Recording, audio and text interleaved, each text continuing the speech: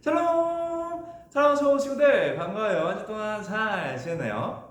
우리는 지난 시간까지 사사기의 이야기를 배웠죠. 하나님께서 세운 사사들도 하나님의 말씀에 순종하지 않고 자기 마음대로 행동하기 시작하면서 이스라엘 백성들 모두가 고통을 받는 안타까운 이야기를 우리가 들었어요.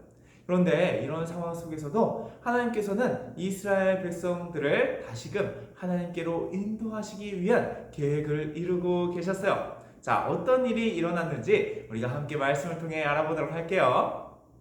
오늘 함께 나눌 말씀은 사무엘상 1장 10절에서 11절 말씀이에요. 함께 읽어볼게요. 한나가 마음이 괴로워서 여호와께 기도하고 통곡하며 서원하여 이르되 만군의 여호와여, 만일 주의 여종의 고통을 돌보시고 나를 기억하사 주의 여종을 잊지 아니하시고 주의 여종에게 아들을 주시면 내가 그의 평생에 그를 여호와께 드리고 삭도를 그의 머리에 대지 아니하겠나이다. 아멘.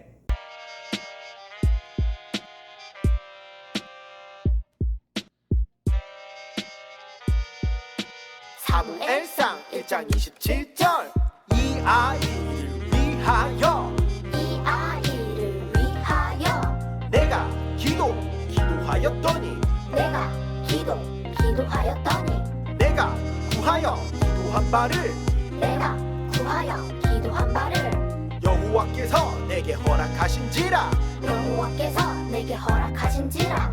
사무엘상 1장 27절 이 아이를 위하여 내가 기도하였더니 이 아이를 위하여 내가 기도하였더니 내가 구하여 기도한 바를 여호와께서 내게 허락하신지라. 내가 구하여 기도한 바를 여호와께서 내게 허락하신지라.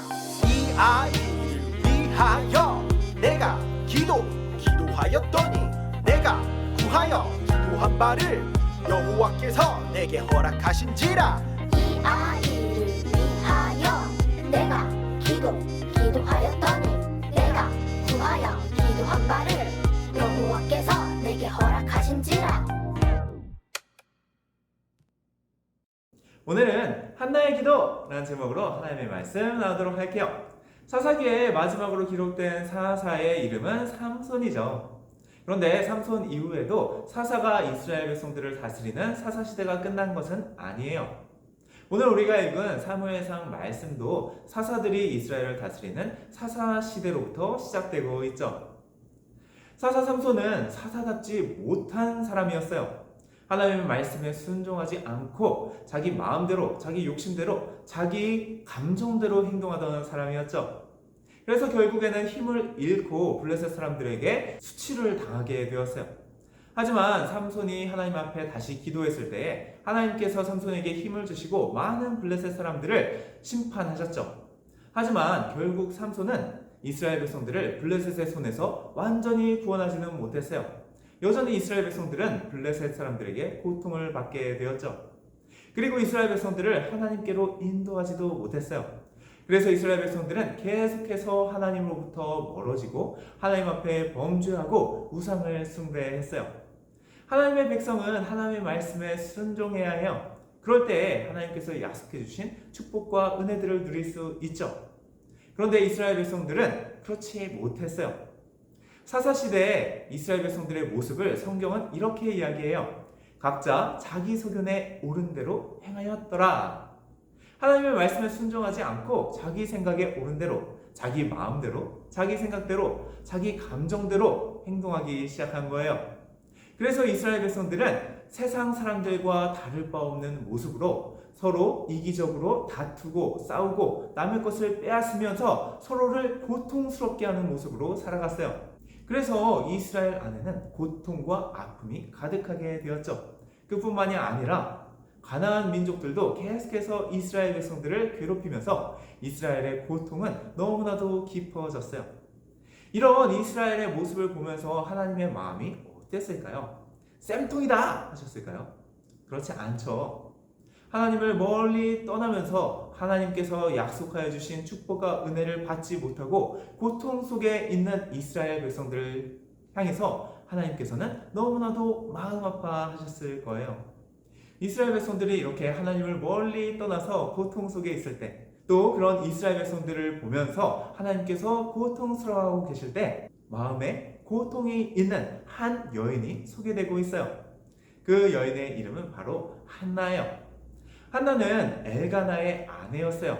그런데 엘가나는 두 명의 아내가 있었죠. 바로 한나와 브닌나였어요. 엘가나는 한나를 더 사랑했어요. 그런데 안타깝게도 한나에게는 아이가 없었어요. 반면에 브닌나는 여러 자식들을 가지고 있었죠. 브닌나는 남편이 더 사랑하는 한나를 질투했어요. 그래서 한나가 아이가 없는 것을 가지고 놀리면서 한나의 마음을 괴롭게 만들었죠. 한나는 아이가 없는 것도 슬픈데 브닌나가 자신을 괴롭게 하니까 그 마음이 더욱더 고통스러워졌어요. 그래서 한나는 하나님 앞에 기도하기 시작했죠. 그런데 한나는 이렇게 기도했어요. 만약에 하나님께서 한나의 기도를 들어주시고 아이를 주신다면 그 아이의 평생을 하나님께 드리고 삭도를 머리에 대지 않겠다고 말이에요. 이 기도는 하나님께서 아이를 주시면 그 아이를 나실인으로 하나님께 드리겠다는 고백이에요.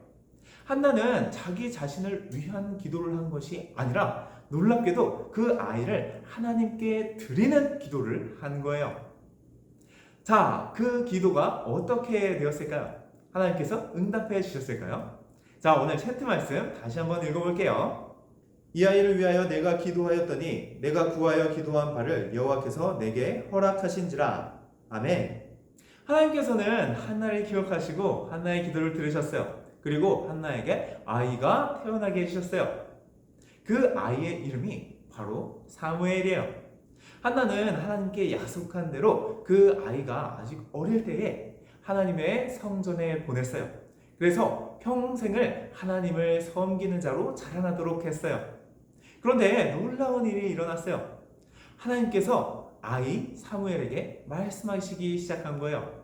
그 당시 이스라엘의 사사는 엘리 대제사장이었어요. 그런데 엘리는요, 이스라엘 백성들을 하나님의 말씀으로 올바로 가르치지 못했어요. 엘리의 아들들은요, 하나님께 제사를 드리는 제사의 제물들을 자기 마음대로 훔쳐가던 사람들이었어요. 이렇게 이스라엘 백성들의 지도자들이 하나님의 말씀에 순종하지 않고 자기 욕심대로 행동하는데 이스라엘 백성들은 어땠을까요?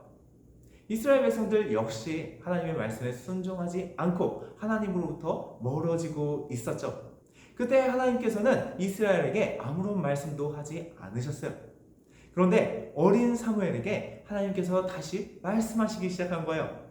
그리고 사무엘을 통하여서 이스라엘 백성들을 다시 하나님께로 인도하시기 시작했어요. 그래서 이스라엘에 가득했던 그 고통을 사라지게 해주시고 하나님의 은혜와 축복이 다시 이스라엘 백성들에게 임하도록 하신 거예요. 한나가 고통 속에서 하나님께 드리는 기도를 했을 때 하나님께서는 한나를 고통에서 건져주셨을 뿐만이 아니라 이스라엘을 고통 속에서 건지실 하나님의 계획도 이루어 주신 거예요. 너무 놀랍지 않나요? 사실 한나에게 찾아온 고통은 그냥 고통이 아니었어요. 왜냐하면 성경에는요, 한나의 태를 닫으신 분, 한나가 아이를 낳지 못하게 하신 분이 하나님이라고 기록되어 있어요. 왜 하나님께서 그렇게 하셨을까요? 그냥 한나가 괴롭기를 원하셨던 걸까요? 그렇지 않아요. 하나님께서는 한나가 아이를 낳지 못해 고통스러워하는 그 상황 속에서 이스라엘 백성들을 하나님께로 인도할 한 사람이 없어서 고통스러워하고 있는 이스라엘, 그리고 그 이스라엘의 모습을 보면서 아파하고 계시는 그 하나님의 마음을 깨닫기를 원하셨던 거예요. 한나는 고통 속에서 그 하나님의 마음을 깨달은 것 같아요. 그래서 하나님께 기도하면서 하나님께 그 아들을 드리겠다고 기도한 거예요. 그리고 하나님께 드려진 그 사무엘을 통하여서 이스라엘 백성들이 하나님께로 돌아오게 되고 고통 속에서 건짐을 받고 하나님의 은혜와 축복을 받는 놀라운 역사가 일어나게 된 거죠. 우리 친구들에게도 한나와 같은 고통이 찾아올 수 있어요. 다른 친구들과 비교해서 내가 부족한 모습이 보일 수도 있고요. 내가 필요하고 원하는 것들을 얻지 못할 수도 있죠. 그리고 갑작스러운 사고로 인해서 건강을 잃을 수도 있고요. 그리고 사랑하는 사람들을 잃을 수도 있어요. 이런 고통은 우리의 삶에 찾아오고는 해요. 그런데 이 고통이 그냥 우리를 괴롭게 하는 고통인가요? 그렇지 않아요. 하나님께서는 이 고통 속에서 우리가 하나님의 마음을 깨닫기를 원하세요. 주변을 둘러보세요. 하나님을 알지 못해서 그리고 여러 가지 문제와 어려움으로 고통 속에 있는 사람들이 너무나도 많아요. 그리고 그 고통 속에 있는 사람들을 바라보시면서 하나님께서도 너무나도 마음 아파하세요. 하나님께서는 그 하나님의 마음을 우리가 알게 하시기 위해서 우리에게 때때로 고통을 주실 수도 있어요. 그런데 그 고통 속에서 우리가 좌절하고 절망하고 낭망하는 것이 아니라 한나처럼 하나님의 마음을 깨닫고 하나님께 드리는 기도를 할 때에 하나님께서는 우리를 그 고통 속에서 건져 주실 뿐만 아니라 우리를 통하여서 다른 고통 속에 있는 수많은 사람들을 건져 주시고 위로해 주시고 하나님께로 인도하시는 놀라운 역사를 이루어 주시는 거예요. 오늘 목사님이 한 사람을 소개하려고 해요. 바로 지선아 사랑해 라는 책의 저자인 이지선 씨예요.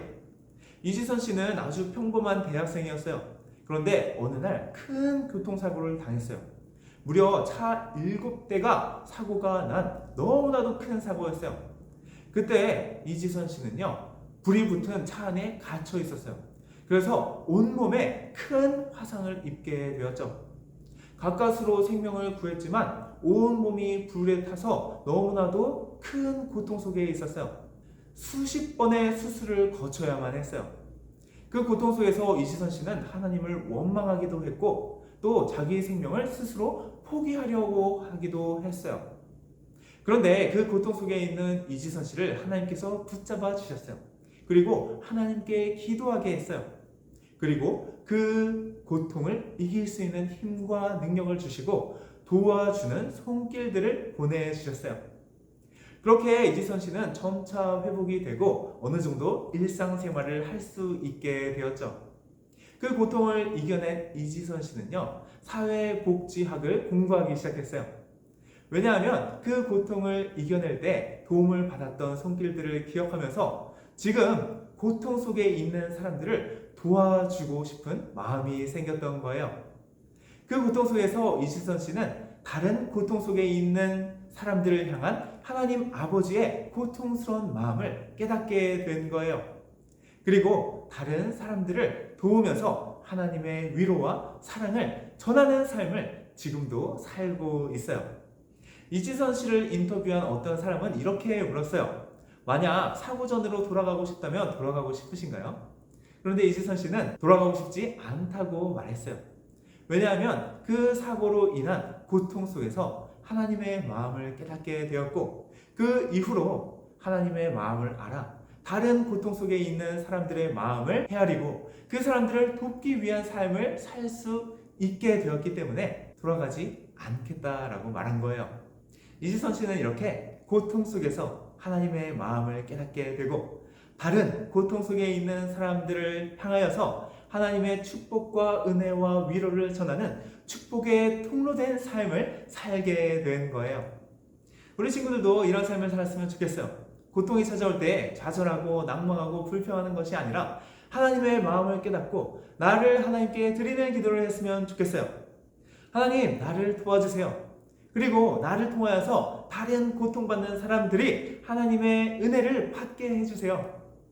그때 하나님께서 우리 친구들을 고통에서 건져주실 뿐만이 아니라 우리 친구들을 통하여서 다른 고통 속에 있는 사람들을 건져주시고 하나님의 위로와 사랑을 전하게 해주시는 축복의 통로된 삶을 사는 우리 친구들 되길 바라요. 함께 기도하겠습니다. 하나님 아버지, 우리의 삶에 때때로 고난이 찾아올 때에 괴로워하고 아파하고 절망하고 끝나는 것이 아니라 그 속에서 하나님의 마음을 깨닫기를 원합니다. 그리고 나를 하나님께 드리는 기도를 올려드리기를 원합니다.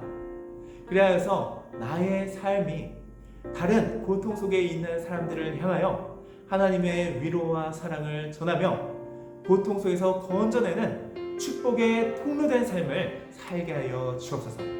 예수님 이름으로 기도드렸습니다. 아멘.